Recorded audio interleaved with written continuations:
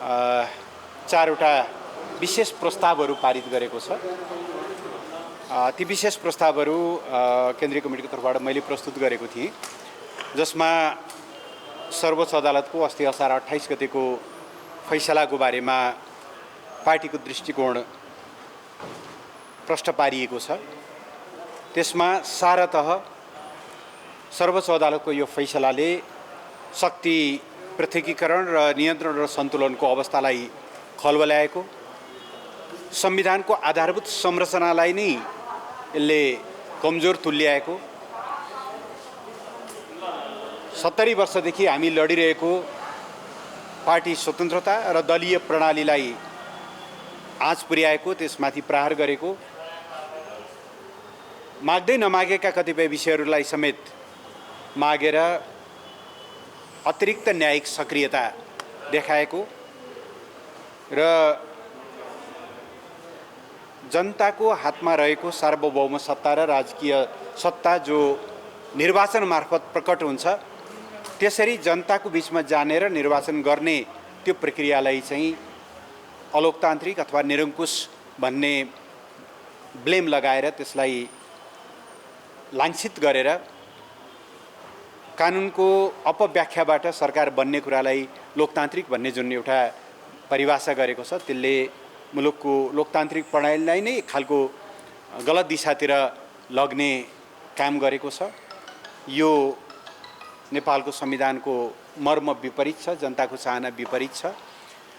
त्यसकारणले यसप्रति हाम्रो गम्भीर असहमति, विमति र टिप्पणी रहेको कुरा जो पहिले स्थायी कमिटीले पनि भनिसकेको थियो, त्यसलाई केन्द्रीय कमिटीले थप स्पष्ट पार्ने काम गरेको छ। यति हुँदाहुँदै पनि नेकपा एमाले विधिको शासनमाथि विश्वास गर्ने र न्यायपालिकाको स्वतन्त्रतामाथि विश्वास गर्ने पार्टी हो। यो पार्टीले संविधान बन्दा अदालतको स्वतन्त्रताका निम्ति निकै धेरै प्रयत्नहरू गरेको छ। त्यो कुरालाई पनि हामीले स्मरणमा राखेका छौँ। उदाहरणको निम्ति संविधान सभामा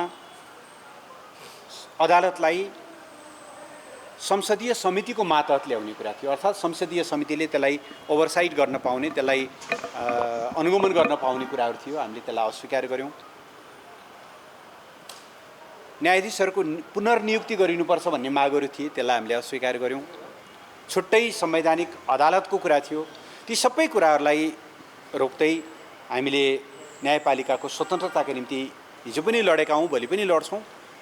त्यसकारणले हाम्रा विमतिका बावजुद यो फैसलालाई स्वीकार चाहिँ गर्छौँ, कार्यान्वयन पनि गरिसकेका छौँ।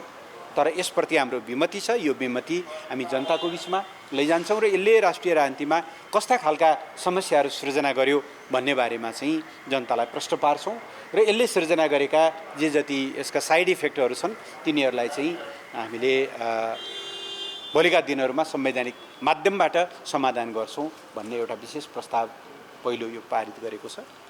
दोस्रो, केन्द्रीय कमिटीले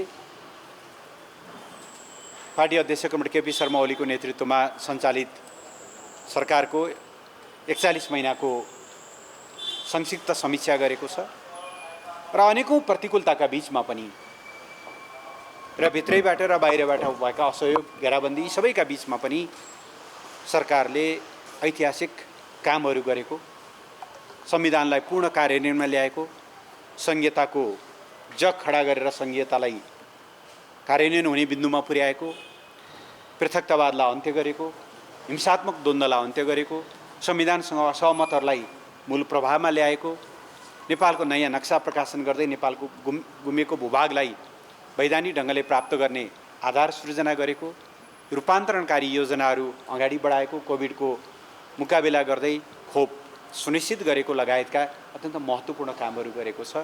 यी कामहरूप्रति सरकारलाई धन्यवाद दिँदै यी उपलब्धिहरूलाई लिएर जनताको बिचमा जाने र यी उपलब्धिहरू सुरु गरिएका कामहरू कहीँ कतैबाट उल्टिन नपाउन् भन्ने कुरामा चाहिँ सजग रहने भन्ने त्यो प्रस्ताव पारित गरेको छ। तेस्रो प्रस्तावको रूपमा अब पार्टी सत्ताबाट प्रतिपक्षमा रूपान्तरित भएको अवस्थामा प्रतिपक्षको रूपमा खेल्ने हाम्रा भूमिकाहरूको पनि त्यसले एउटा वर्गीकरण सहित अथवा त्यसलाई सूत्रबद्ध गर्दै एउटा विशेष प्रस्ताव पारित गरेको छ। प्रतिपक्षको रूपमा हामी संविधानको रक्षा, राष्ट्रियताको रक्षा, लोकतन्त्रको रक्षाका निम्ति अग्रपङ्क्तिमा रहेर काम गर्नेछौँ। मुलुकलाई अस्थिरतातिर लैजाने, प्रतिगमनतिर लैजाने, उपलब्धिहरूलाई उल्ट्याउनेतिर लैजाने यस्ता खालका कुनै पनि गतिविधिहरूलाई हामी हुन दिने छैनौँ। पार्लियामेन्टमा, पार्लियामेन्ट बाहिर हाम्रो निरन्तर त्यो खबरदारीको भूमिका हुनेछ। हामीले सुरु गरेका कामहरूलाई हामी निरन्तरता दिन दबाब दिनेछौँ। तल स्थानीय तहहरूमा हामी त्यही ढङ्गले काम गर्नेछौँ। हाम्रा विरुद्ध जुन ढङ्गको घेराबन्दी भएको छ त्यसलाई तोड्ने प्रयत्नहरू गर्नेछौँ र जनमत अभिवृद्धि गर्ने गरी जनताका सरोकारका विषयहरूलाई लिएर हामी जनताबीचमा जानेछौँ भन्ने यो यसको राजनीतिक पक्ष र यसको सङ्गठनात्मक पक्षको रूपमा पार्टीलाई एउटा वैचारिक रूपले स्पष्ट, सुदृढ सङ्गठनको रूपमा राष्ट्रिय राजनीतिको केन्द्रमा स्थापित गर्ने गरी सङ्गठनात्मक जीवनका विभिन्न कामहरू गर्ने यो तेस्रो प्रस्ताव पारित गरेको छ भनेदेखि चौथो प्रस्तावको रूपमा चाहिँ सिङ्गो पार्टी पङ्क्तिलाई अहिले देखा परेका प्रतिकूलताहरूबाट रत्तिभर निराश नहुन, पार्टीको पक्षमा दृढतापूर्वक उभिन र हामी छिटै कमब्याक गर्छौँ, हामी फेरि फर्किन्छौँ पुरानै ठाउँमा भन्ने कुराको आत्मविश्वासका साथ अगाडि बढ्न आह्वान गर्ने, अपिल गर्ने निर्णय गरेको छ। यी प्रस्तावहरूसहित आजको बैठकले ती प्रस्तावहरूलाई पारित गरेको छ। बैठकमा अध्यक्षले कमब्याक भनेको फर्किन्छौँ भनेको के पार्टी एकता भने हो? होइन, राष्ट्रिय राजनीतिमा हामी केन्द्रवादमा आउँछौँ, फेरि बहुमतसहित सरकारमा आउँछौँ भनेको। त्यसपछि बैठकलाई अध्यक्षले सम्बोधन गर्नुभयो र सम्बोधन गर्ने क्रममा नेपाली राजनीतिका विभिन्न आयामहरूको बारेमा सम्बोधन गर्दै सारतः उहाँले हामी अहिले पनि पार्टी एकताका निम्ति अन्तिम समयसम्म पनि प्रयत्नहरू गरिरहेका छौँ। मोही नै मथेर भए पनि थोरै केही निस्किन्छ भने नहुने, दही त मथ्ने कुरा छँदैछ, मोही मथेर भए पनि एकताका निम्ति अन्तिम समयसम्म हामीले प्रयत्न गर्नेछौँ। तर आन्दोलनलाई घात गर्ने त्यो प्रवृत्तिलाई, त्यो ध्येयलाई, आन्दोलनलाई समाप्त पार्ने ध्येयलाई भने हामी कुनै पनि हालतमा सफल हुन दिँदैनौँ। तर एकताका निम्ति हाम्रा प्रयत्नहरू अझै जारी रहन्छन् भन्ने उहाँले बैठकलाई जानकारी गराउनु भएको छ। बैठक भोलि 3 बजे फेरि बस्नेछ।